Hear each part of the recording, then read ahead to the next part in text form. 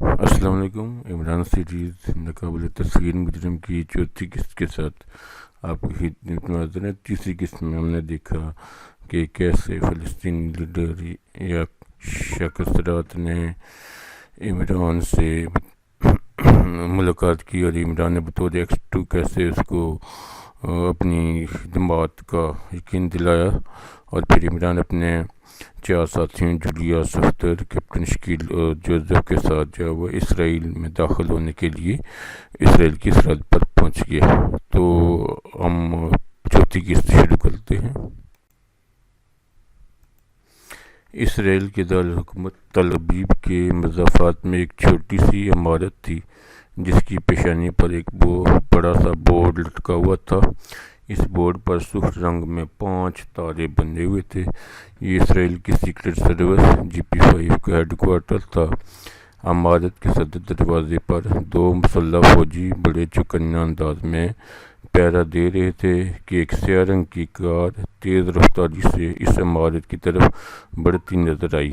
کار کی number plate پر بھی 5 تارے بنے ہوئے تھے۔ اس کار کو آتے دیکھ کر پہرے دار اور زیادہ مستعد ہو گئے۔ کار دروازے پر آ کر رکی اور اس کا پچھلا دروازہ کھلا۔ دروازہ ایک جھٹکے سے کھلا اور ایک لمبا تڑنگا کرخت چہرے والا آدمی باہر نکلا۔ اس کے چہرے پر بے پناہ درستی نمایاں تھی۔ پہرے داروں نے اسے دیکھتے ہی سلیوٹ مارا، مگر وہ انہیں نظر انداز کرتا ہوا دروازے میں داخل ہو گیا اور کار اسے چھوڑ کر آگے بڑھ گئی۔ یہ GP5 کا سربراہ کرنل ڈیوڈ تھا، جسے پورے اسرائیل میں سب سے زیادہ بااختیار اور طاقتور سمجھا جاتا تھا، اور تھا بھی ایسا ہی۔ پورے اسرائیل میں اس کے ایجنٹوں کا جال پھیلا ہوا تھا۔ کرنل ڈیوڈ تیزی سے چلتا ہوا اپنے مخصوص کمرے میں پہنچا۔ اس کمرے میں ایک میز اور چند کرسیاں موجود تھیں۔ میز کے پیچھے سٹیل کی ایک بڑی سی الماری تھی۔ میز پر 4-5 مختلف رنگوں کے ٹیلی فون پڑے ہوئے تھے، اور میز کے کنارے پر مختلف رنگوں کے بٹنوں کی ایک قطار تھی۔ کرنل ڈیوڈ کرسی پر بیٹھا اور پھر اس نے میز کے کنارے پر لگا ہوا ایک بٹن دبا دیا۔ دوسرے لمحے ایک نوجوان کمرے میں داخل ہوا۔ کافی، کرنل ڈیوڈ نے درست لہجے میں کہا، اور نوجوان تیزی سے واپس چلا گیا۔ چند لمحوں بعد کرنل ڈیوڈ کے سامنے کافی کے پیالے کے ساتھ 10-12 فائلیں بھی پہنچ گئیں۔ کرنل نے کافی پینے کے ساتھ ساتھ فائلیں کھول کر پڑھنا شروع کر دیا۔ ایک سرخ رنگ کی فائل دیکھ کر وہ چونک پڑا۔ اس فائل پر موٹے موٹے حروف میں پاکیشیہ لکھا ہوا تھا۔ کرنل نے کافی کا پیالہ میز پر رکھا اور پھر تیزی سے فائل کھول کر پڑھنے لگا۔ فائل میں صرف ایک کاغذ تھا۔ کرنل ڈیوڈ بڑے انہماک سے اسے پڑھتا رہا۔ اس کے چہرے پر شکنوں کا جال سا بچھ گیا۔ پھر اس نے میز پر پڑا ہوا سرخ رنگ کا ٹیلی فون اپنی طرف کھسکایا اور تیزی سے نمبر ڈائل کرنے لگا۔ جلد ہی رابطہ قائم ہو گیا۔ Colonel David speaking, colonel David نے کرخت لہجے میں کہا۔ یس باس، رتھمین بول رہا ہوں۔ دوسری طرف سے ایک مؤدبانہ آواز سنائی دی۔ میرے پاس آؤ، کرنل نے کہا اور ریسیور رکھ دیا اور ایک بار پھر فائل کھول کر پڑھنے لگا۔ تھوڑی دیر پر کمرے کا دروازہ کھلا اور ایک نوجوان اندر داخل ہوا۔ کرنل نے چونک کر سر اٹھایا اور پھر اسے ایک کرسی پر بیٹھنے کا اشارہ کر کے دوبارہ فائل میں گم ہو گیا۔ رتھمین بڑے مؤدبانہ انداز میں سامنے رکھی ہوئی کرسی پر بیٹھ گیا۔ یہ رپورٹ کب پہنچی ہے؟ کرنل ڈیوڈ نے فائل بند کرتے ہوئے رتھمین سے مخاطب ہو کر کہا۔ ابھی تھوڑی دیر پہلے، رتھمین نے جواب دیا۔ مگر شاکسترات کی پاکیشیہ کی سیکرٹ سروس کے سربراہ سے ملاقات کا کیا مقصد ہوگا؟ کرنل ڈیوڈ نے سوچنے کے سے انداز میں کہا۔ یہی تو چونکا دینے والی بات ہے، اس لیے میں نے سوچا کہ اسے فوری طور پر آپ کے نوٹس میں لایا جائے، رتھمین نے جواب دیا۔ کیا پاکیشیہ سیکرٹ سروس کی فائل ہمارے ریکارڈ میں ہے؟ کرنل ڈیوڈ نے پوچھا۔ ضرور ہوگی جناب، رتھمین نے جواب دیا، اور کرنل ڈیوڈ نے انٹرکام کا بٹن دبایا اور پھر کسی کو پاکیشیہ سیکرٹ سروس کی فائل لانے کا حکم دیا۔ پاکیشیہ میں ہمارا ایجنٹ کیا کرتا ہے؟ تفصیلات بتاؤ، کرنل ڈیوڈ نے رتھمین سے مخاطب ہو کر کہا۔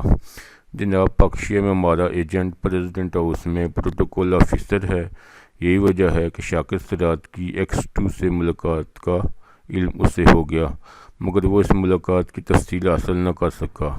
ادھمین نے تفصیل سے بتاتے ہوئے کہا۔ کرنل ڈیوڈ نے کہا، اور اسی لمحے دروازہ کھلا اور ایک فوجی اندر داخل ہوا۔ اس کے ہاتھوں میں ایک فائل دبی ہوئی تھی۔ اس نے وہ فائل بڑے مؤدبانہ انداز میں کرنل ڈیوڈ کے سامنے رکھ دی اور پھر واپس مڑ کر دروازہ کھول کر کمرے سے باہر چلا گیا۔ کرنل ڈیوڈ نے فائل کھولی اور اسے پڑھنے لگا۔ فائل میں 10-12 کاغذ تھے۔ انہیں پڑھنے کے بعد کرنل نے فائل بند کر دی۔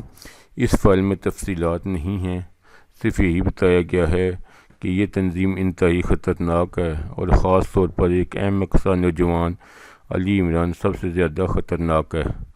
کرنل ڈیوڈ نے طویل سانس لیتے ہوئے کہا، X2 کے متعلق زبردست کوششوں کے باوجود اس سے زیادہ معلوم نہیں ہو سکا، اس لیے اتنے پر ہی اکتفا کرنا پڑا۔ بہرحال پوری دنیا میں وہ سب سے خطرناک سیکرٹ سروس سمجھی جاتی ہے۔ ادھمین نے جواب دیا۔ شاکر سرات کے X2 سے ملنا ایک چونکا دینے والی بات ہے، کرنل ڈیوڈ نے سوچتے ہوئے کہا۔ جناب جہاں تک میرا اندازہ ہے شاکر سرات نے X2 کو ہمارے خلاف کرنے پر اکسایا ہوگا، ادھمین نے جواب دیا۔ ہاں ظاہر ہے، اس کے سوا اور سوچا بھی کیا جا سکتا ہے۔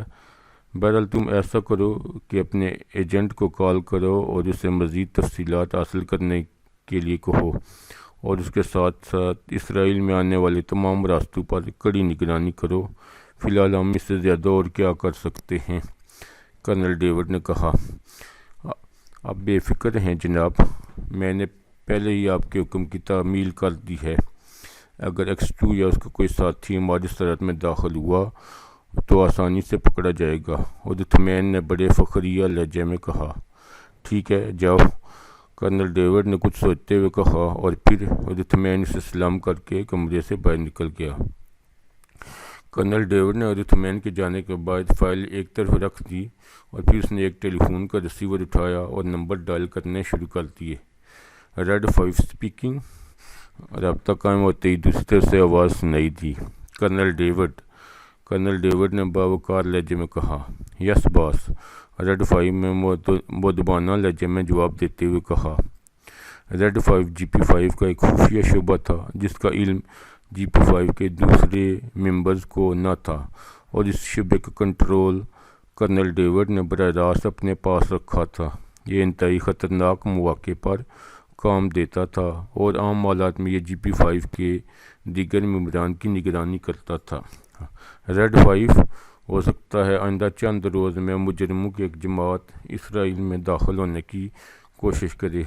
یہ عام قسم کے مجرم نہیں ہوں گے، بلکہ ان کا تعلق پاکشیا سیکرٹ سروس سے ہوگا۔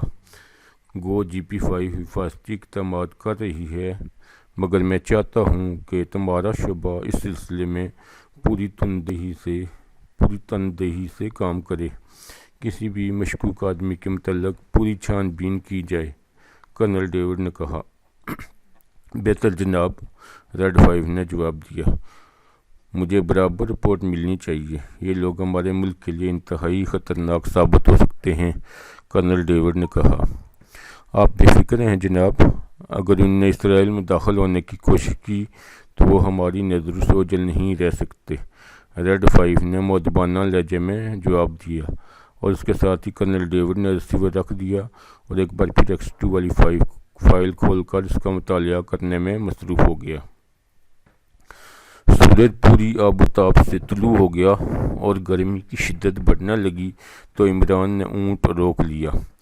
کیمپ لگاؤ جوزف، اب باقی سفر رات کو ہوگا، عمران نے کہا، اور پھر وہ اچھل کر اونٹ سے نیچے کود پڑا۔ باقی لوگوں نے بھی اس کی پیروی کی اور پھر تھوڑی دیر بعد وہاں 2 کیمپ لگا دیے گئے۔ ان میں سے ایک چھوٹا کیمپ جولیا کے لیے اور دوسرا بڑا کیمپ باقی لوگوں کے لیے تھا۔ اونٹ کو ان کیمپوں کے ساتھ باندھ دیا گیا اور پھر کھانا کھا کر وہ سب آرام کرنے کے لیے کیمپوں میں لیٹ گئے۔ چونکہ اونٹوں کے سفر نے ان کا جوڑ تک ہلا دیا تھا، اسی لیے لیٹتے ہی انہیں گہری نیند آ گئی۔ اور پھر اونٹوں کے زور سے بلبلانے کی آوازوں سے عمران کی آنکھ کھل گئی اور وہ اچھل کر کھڑا ہو گیا۔ باہر تیز ہوا چلنے کی آوازیں سنائی دے رہی تھیں۔ عمران تیزی سے کیمپ سے باہر نکلا، مگر اس کے چہرے پر ہوا کا ایک زوردار تھپیڑا لگا اور عمران کی آنکھوں میں پڑنے والی ریت نے اسے بری طرح بوکھلا دیا۔ اسے یوں محسوس ہوا جیسے کسی نے مٹھی بھر کے سرخ مرچیں اس کی آنکھوں میں ڈال دی ہوں۔ ہوا کا شور لمحہ بلمحہ بڑھتا جا رہا تھا اور پھر باقی ممبران بھی جاگ پڑے۔ طوفان آ رہا ہے، جلدی سے کیمپ لپیٹو ورنہ یہ سب کچھ اڑ جائے گا، عمران نے چیخ کر کہا۔ پھر وہ سب کیمپ لپیٹنے میں مصروف ہو گئے۔ جولیا بھی جاگ کر کیمپ سے باہر آئی اور پھر اس نے بھی اپنا کیمپ اکھاڑنا شروع کر دیا۔ تھوڑی دیر بعد انہوں نے کیمپ لپیٹ کر سامان دوبارہ اونٹوں پر باندھ دیا۔ اب ہوا کی رفتار میں تشویشناک حد تک اضافہ ہو چکا تھا۔ پھر انہیں یوں محسوس ہوا جیسے ہوا انہیں حقیقی تنکیوں کی طرح اڑا کر لے جائے گی۔ اونٹوں کو بٹھا کر ان کی اوٹ میں ہو جاؤ، جلدی، عمران نے چیخ کر کہا، اور پھر صفدر کیپٹن شکیل نے بڑی پھرتی سے بلبلاتے ہوئے اونٹوں کو نیچے بٹھایا اور جوزف نے مضبوط رسیوں سے ان اونٹوں کے گھٹنے باندھ دیے۔ اب اونٹ اٹھ کر بھاگ نہ سکتے تھے اور پھر وہ سب واقعی مخالف سمت میں اونٹوں کی اوٹ میں دبک گئے۔ طوفان لمحہ بلمحہ شدت اختیار کرتا چلا گیا۔ اب ہر طرف گہرا اندھیرا سا چھا گیا تھا اور منو بلکہ ٹنوں ریت ہوا میں چکراتی ہوئی ان کے جسم پر گر رہی تھی۔ آہستہ آہستہ وہ سب ریت میں دبتے چلے گئے۔ پھر ریت ان کے منہ تک آ پہنچی اور انہوں نے منہ اوپر کو اٹھا لیے۔ طوفان کچھ اس شدت کا تھا کہ علامان یوں لگتا تھا جیسے لاکھوں عفریت مل کر چیخ رہے ہوں۔ ریت میں دب جانے کی وجہ سے وہ ہوا کے جھونکوں سے تو بچ گئے، مگر جس رفتار سے ریت ان پر گر رہی تھی اس سے ظاہر ہوتا تھا کہ اگر طوفان جلد ختم نہ ہوا تو وہ ریت میں زندہ دفن ہو کر رہ جائیں گے۔ ریت کی سطح لمحہ بلمحہ بلند ہوتی چلی جا رہی تھی اور پھر سب سے پہلے ایک اونٹ بلبلاتا ہوا اٹھا اور اس کے ساتھ ہی باقی اونٹ بھی اٹھ کھڑے ہوئے۔ اونٹوں نے جھٹکے مار کر اپنے گھٹنے آزاد کرا لیے اور پھر وہ سب سرپٹ بھاگ کھڑے ہوئے۔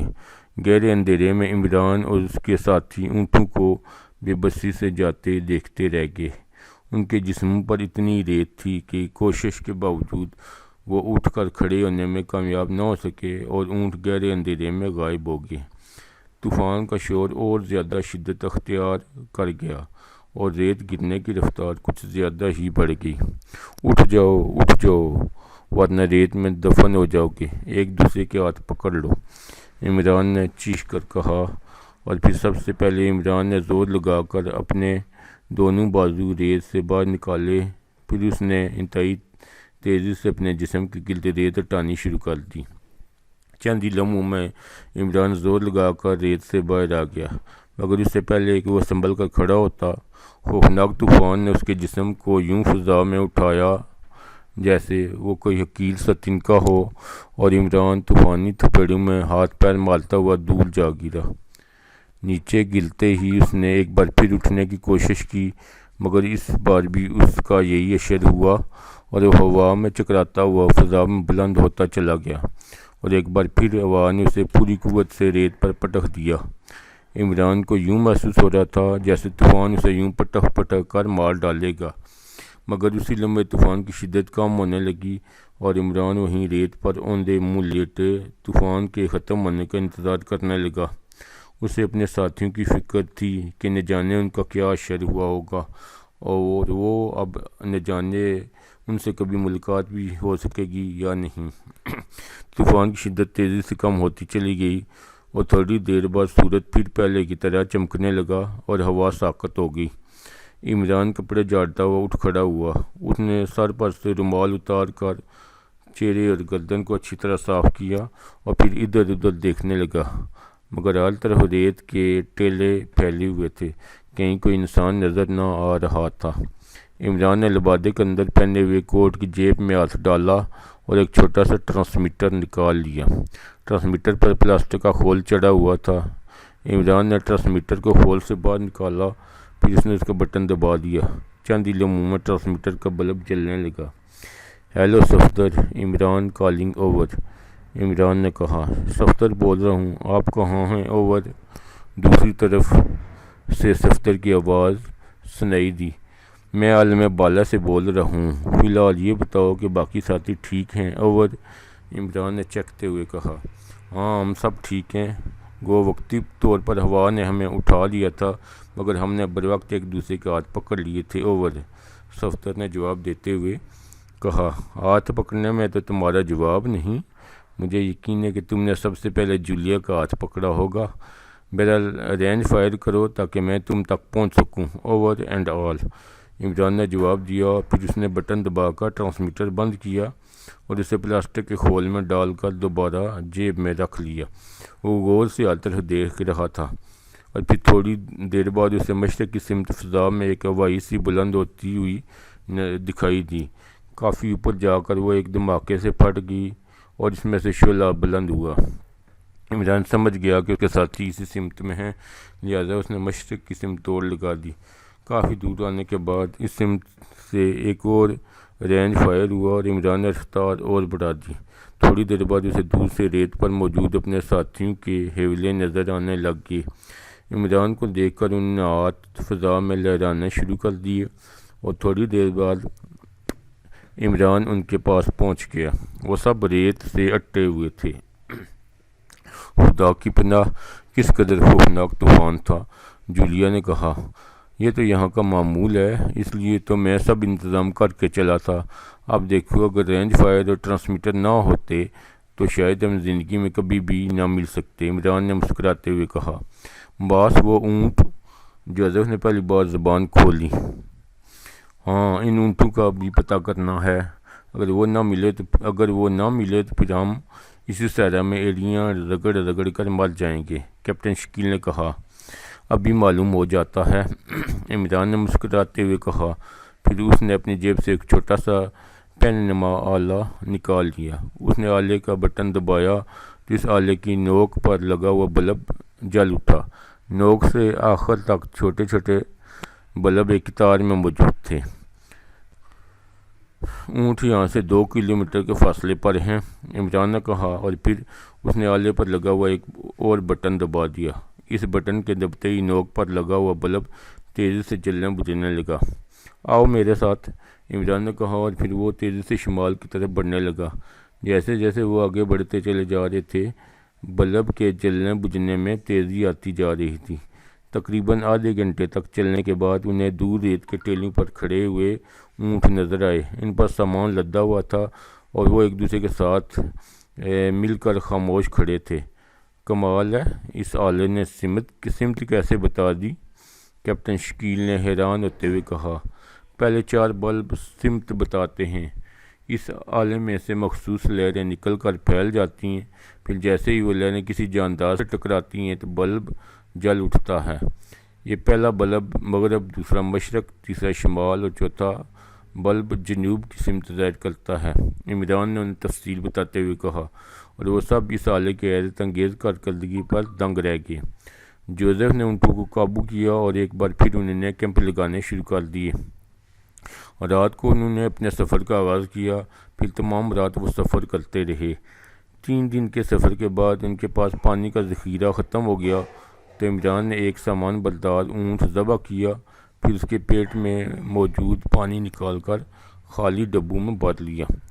یہ پانی رنگت میں بالکل شفاف اور ذائقے میں بھی صحیح تھا۔ اس طرح 3 دن بعد وہ ایک اونٹ ذبح کرتے، اس کا پانی انہیں 3 دن کام دیتا، اور ان 3 دنوں میں وہ اسی اونٹ کا گوشت پکا کر کھاتے رہے۔ یہ ان کی خوش قسمتی تھی کہ ابھی تک پہلے کی طرح کوئی بڑا طوفان نہ آیا تھا، اس لیے ان کا سفر خاصی تیز رفتاری سے جاری رہا۔ انہیں سفر کرتے ہوئے 15 روز ہو چکے تھے۔ اس دوران نہ ہی وہ نہا سکے تھے اور نہ منہ ہاتھ دھو سکے تھے، اس لیے ان کی حالت بے حد خستہ تھی۔ لباس بھی خستہ ہو رہا تھا کہ انہیں دور سے انسانی آبادی کے آثار نظر آنے لگے۔ اور انہیں یوں محسوس ہوا جیسے وہ زندگی میں پہلی بار یہ سب کچھ دیکھ رہے ہوں۔ سب سے خستہ حالت جولیا کی تھی۔ اس نے زندگی میں پہلی بار صحرا کا اس قدر ہولناک سفر، اس قدر اذیتناک سفر کیا تھا، مگر اس نے بے مثال ہمت اور جرأت کا مظاہرہ کیا تھا کہ اس کی بے بسی اس نے کسی کو محسوس نہ ہونے دیا تھا کہ اس کی حالت اس قدر خراب ہے۔ آبادی کے آثار آہستہ آہستہ واضح ہوتے چلے گئے۔ کیا اس آبادی میں ہمیں کوئی امداد ملے گی؟ صفدر نے عمران سے مخاطب ہو کر کہا۔ ہاں، گو یہ آبادی اسرائیلی حدود میں ہے، مگر یہ خالصتاً عربوں کی آبادی ہے اور وہاں ہمارے پہنچنے کی اطلاع بھیجی جا چکی ہے، مگر ہمیں وہاں رات کو داخل ہونا پڑے گا۔ عمران نے جواب دیا۔ پھر اس نے ایک بڑے سے ٹیلے کی اوٹ میں کیمپ لگانے کا حکم دیا۔ پھر رات تک وہ اسی ٹیلے کے پیچھے آرام کرتے رہے۔ جب رات کا گہرا اندھیرا ہر طرف چھا گیا تو انہوں نے آبادی کا رخ کیا۔ پھر آبادی سے تھوڑی دور عمران نے انہیں وہیں رکنے کا اشارہ کیا اور خود تیزی سے آبادی کی طرف بڑھتا چلا گیا۔ جب عمران آبادی میں داخل ہوا تو وہاں ہر طرف گہرا سکوت طاری تھا۔ عمران مختلف گلیوں سے گزرتا ہوا ایک دروازے پر رک گیا۔ جس مکان کا یہ دروازہ تھا اس مکان کے اوپر ایک بڑا سا مور بنا ہوا تھا جس کا حوالہ اندھیرے میں بھی صاف دکھائی دے رہا تھا۔ عمران نے دروازے پر مخصوص انداز میں دستک دی اور پھر چند لمحوں بعد دروازہ کھل گیا۔ دروازے پر ایک عرب نوجوان کھڑا تھا۔ عمران کو دیکھ کر اس کی آنکھیں حیرت سے پھیلتی چلی گئیں۔ موت کا پیغمبر ہوں، عمران نے بڑبڑاتے ہوئے کہا۔ او، آپ لوگ پہنچ گئے؟ عرب نے اچانک سنبھلتے ہوئے کہا۔ ہاں، ہم پہنچ گئے ہیں، عمران نے بھی ایک طویل سانس لیتے ہوئے کہا۔ آئیے اندر آ جائیے، عرب نوجوان نے تیزی سے کہا اور دروازے سے ایک طرف ہٹ گیا۔ مگر میرے ساتھی، عمران نے کہا۔ آپ فکر نہ کریں، ان کا بندوبست بھی ہو جائے گا، عرب نوجوان نے کہا، اور پھر عمران کے اندر داخل ہونے پر وہ اسے ایک کمرے میں لے گیا۔ آپ کے ساتھی بستی سے کتنی دور ہیں؟ عرب نوجوان نے کمرے میں پہنچتے ہی پوچھا۔ شمال کی سمت آدھے کلومیٹر کے فاصلے پر ہیں، عمران نے جواب دیتے ہوئے کہا۔ ٹھیک ہے، میں ابھی انہیں لے آتا ہوں، آپ آرام کریں، عرب نوجوان نے کہا۔ کوڈ موت ہوگا، انہیں بتا دینا، عمران نے کہا، پھر ایک کرسی پر دم سے گر گیا۔ عرب نوجوان نے سر ہلایا اور پھر تیزی سے کمرے سے باہر نکل گیا۔ پھر تقریباً آدھے گھنٹے بعد ایک ایک کر کے عمران کے ساتھی بھی اس کمرے میں آ گئے۔ سب سے آخر میں وہ نوجوان اندر داخل ہوا۔ آپ کا سامان بھی پہنچ گیا ہے، اونٹوں کو میں نے واپس صحرا میں دھکیل دیا ہے، میں آپ کے نہانے کا بندوبست کرتا ہوں، ویسے مجھے آپ کی جرأت اور بہادری پر حیرت ہے۔ آپ شاید پہلے انسان ہیں جنہوں نے اس صحرا کو اس انداز میں پار کیا ہے، ورنہ اس کا تصور بھی ناممکن سمجھا جاتا ہے، عرب نوجوان نے مسکراتے ہوئے کہا، اور پھر وہ باہر نکل گیا۔ تھوڑی دیر بعد ان کے نہانے کا بندوبست ہو گیا اور پھر نہانے اور نئے لباس پہننے کے بعد جب وہ دوبارہ کمرے میں اکٹھے ہوئے تو وہ سب پوری طرح چاق و چوبند تھے۔ پھر عرب نوجوان، جس کا نام زید تھا، نے کھانے کا بندوبست کیا اور پھر وہ سب کھانے میں مصروف ہو گئے۔ کھانے کے بعد باقی سب تو وہیں قالین پر ہی لیٹ گئے اور گہری نیند نے انہیں ایک لمحے میں اپنے بازو میں دبوچ لیا۔ البتہ عمران زید سے کافی دیر تک باتیں کرتا رہا، پھر زید اسے آرام کرنے کا مشورہ دے کر کمرے سے باہر نکلتا چلا گیا۔ تو یہ چوتھی قسط تھی کہ کیسے عمران اور اس کے ساتھیوں نے صحرا پار کیا۔ اب اگلی قسط میں ہم یہ دیکھیں گے کہ عمران اور اس کے ساتھی اسرائیل میں داخل تو ہو گئے ہیں، لیکن وہ اپنے مقصد میں کامیاب ہوتے ہیں کہ نہیں۔ تو امید ہے یہ چوتھی قسط آپ کو پسند آئی ہوگی۔ تب تک اگلی قسط تک کے لیے اللہ حافظ۔